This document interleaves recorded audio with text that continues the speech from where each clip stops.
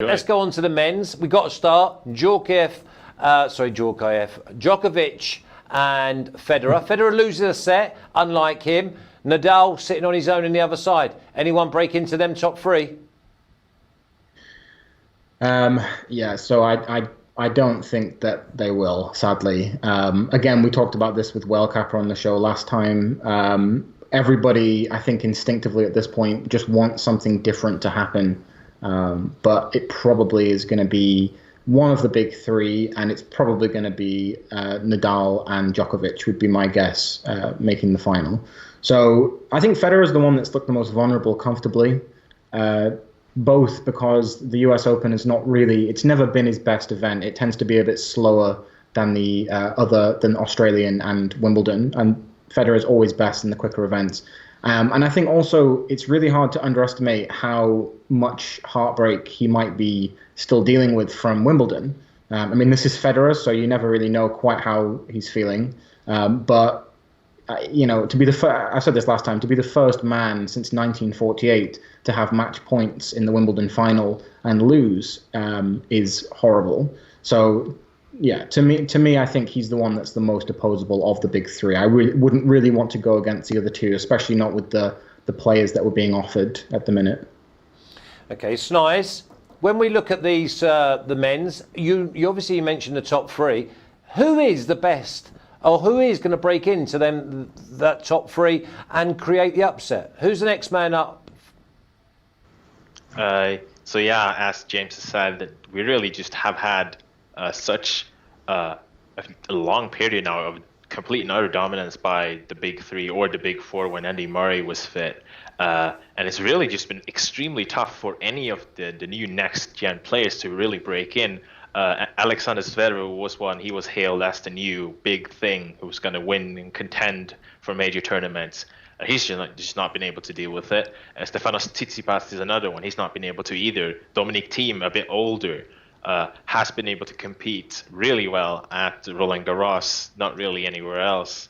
But the one I think will be the next man to break in is Daniil Medvedev. The Russian has really taken gigantic strides forwards in his development over this last year or so, and very impressively went on a 3 straight weeks of 3 straight finals run just prior to this tournament here. And he's really been carrying himself and playing like a seasoned pro. And I think that with his game, has a lot of upside. Big serve, big ground strokes, sound defensively, but he can also attack offensively. And he just has been playing fantastic tennis. So I think that Medvedev might be the next one to break through there. Is he valued to get to the final this year, though, James? So this is difficult. I think if he keeps playing the way he's been playing, then yes, certainly. He beat Novak coming into this tournament. He beat Novak at Cincinnati. Novak is the high seed in the whole tournament and in his quarter. So you have to think he has chances there. The big issue always, of course, is the format change. When you go from 3 to 5 sets, as we've seen with, say, Alex Zverev is a very clear example of this, it can really change how well the player is able to translate that. So that would be my worry with Medvedev, is that if he can't quite keep that level up over 5 sets in a best-of-5 format, especially in slightly slower conditions after 3 heavy weeks leading into that, that could be difficult. But if he can, then there's no reason why he shouldn't be competing. He's certainly going to, I think he'll very much be wanting to give Djokovic a run for his money in that quarterfinal. James, who have you got your eyes on for the men's second round? Okay, so there's a few matches. The second round is historically not quite as good as the first for underdogs. We saw in the first round this year a lot of underdog winners, some of them more surprising than others. And I think in the second round, we're likely to see that come in a little bit. I doubt we're going to see quite so many underdogs. But having said that, there are definitely a few prices which really stand out to me as probably offering some value or some opportunities. So the first one that really comes to mind to me is Kyrgios against Huang. Huang is the French youngster who came through the first round here quite impressively against Maya. And he's very hit and miss as a player. He's very French as a player. He's very fiery, but can also be pretty dreadful and kind of just all over the place. And that's not bad when you're taking someone at 8-1, because really you're just betting on them having a very good day enough of the time to compete there. So I mean, I think if you can get those kind of prices on Huang against Kyrgios, I think that's a decent bet. Probably the second one that I was more interested in from having I suppose a safer bet, if you like, would be the match between Andujar against Sonego. And this match is basically a contrast of styles. You have a big hitter, powerful server with Sonego, and much more of a defensive, reactive player in Andujar.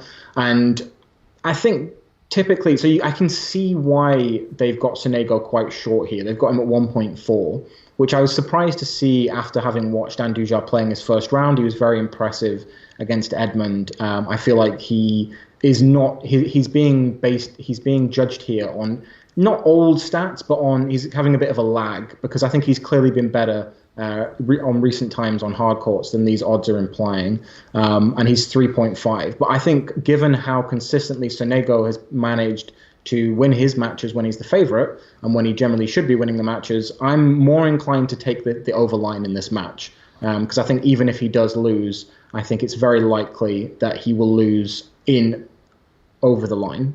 So with something like this, you can get, I think, over 37.5 at close to evens, 1.97, 1.95. I think that's a good bet, because I would expect that I would probably expect Sonego to win, but I would expect it to be close. I'd expect it to be tight, and I'd expect Andujar to really push him for at least a set, and probably to keep the sets quite tight as well. You mentioned about Wang being 8-1 against Kyrgios. Is there not value in taking Wang with a start, with a handicap? Yeah, so there's a couple of points here. The first one is Kyrgios is not. He's a player that's basically very hot and cold. They both are, which means that I think on a lot of days, Kyrgios will come out and will basically just serve too well, or Huang will just not be good enough. In that kind of situation, you're not.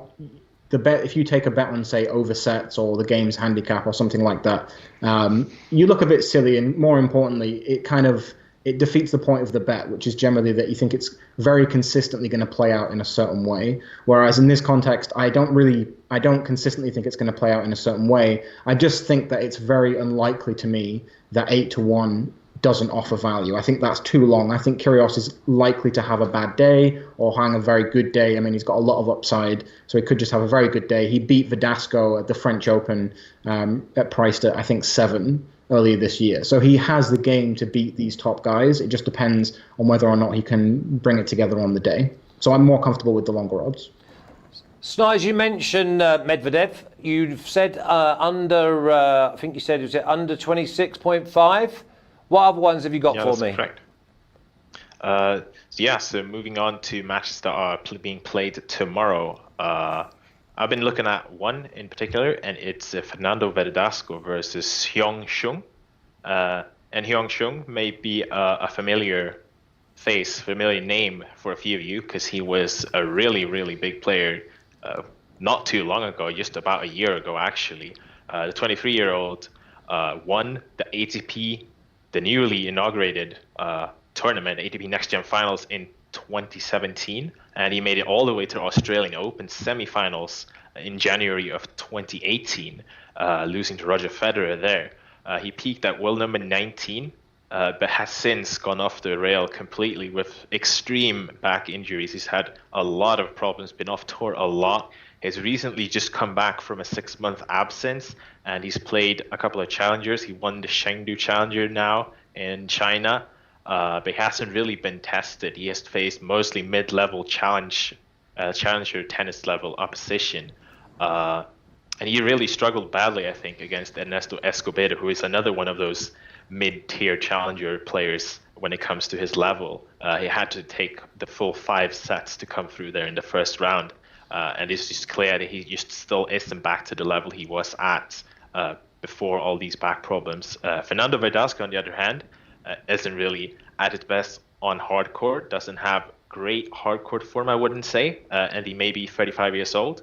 But you'll always get a solid performance out of Verdasco, especially in the majors where he tends to raise his game a bit.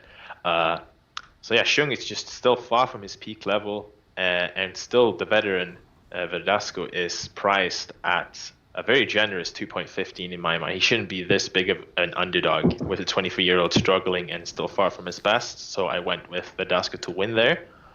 My other bet, I'm actually going to have to go a bit against James here. I think that Lorenzo Sonego gets the job done, and gets the job done in a convincing manner versus Pablo Andujar.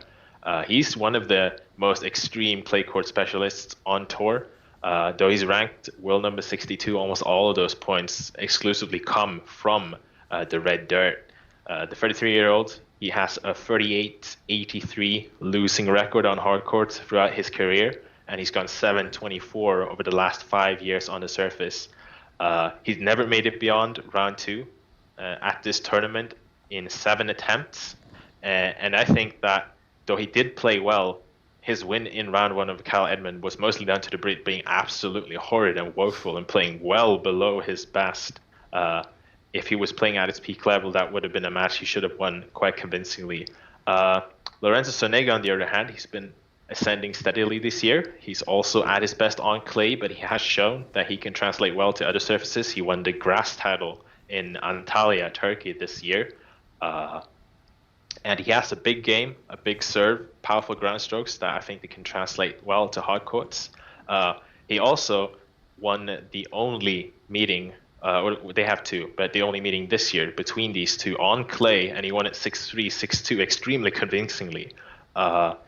He also has a 16% edge in the whole break statistics on hard courts, and I think that Sonego is just a better player. He's the better player on this surface, and I expect him to take advantage. So -5.5 games, and I got it at evens. Nice. We'll stay with you though, Snize. Just wrap me up. Who wins the men's? I think it's going to be Novak Djokovic in the end, the world number 1. He's won 3 out of the last 4 majors. He is the reigning champion. He does have a tough draw, and I can understand people who say that Rafa Nadal has a great chance, which he has. But I just think that Novak will still reign supreme at this venue in the end. So I think Novak defeats Rafa Nadal in the final in a really tough match. Okay, James, give me your winner. Yeah, I mean, I can't really be interesting here, I'm afraid. I think it's Novak. I think Rafa certainly has his chances. It depends what level Novak brings. He tends to bring his best at slams, and he's one of those players that just seems to win even when you feel like he's, probably shouldn't be beating one of the top 3 at that moment. He still often finds a way, as he did at Wimbledon. So yeah, would probably be Djokovic, to be honest. Excellent, lads. Good luck with your picks. Thanks for in-depth. Absolutely top draw. Hope the weather stays away and you get all of your games concluded, and we'll speak again soon. Take care. Awesome. Thanks Cheers, Snize. Cheers, Thanks James. for having us. Take care. Cheers. That was Snize and James. Snize going for Novak, James going for Djokovic, and Flash going for Djorkaeff.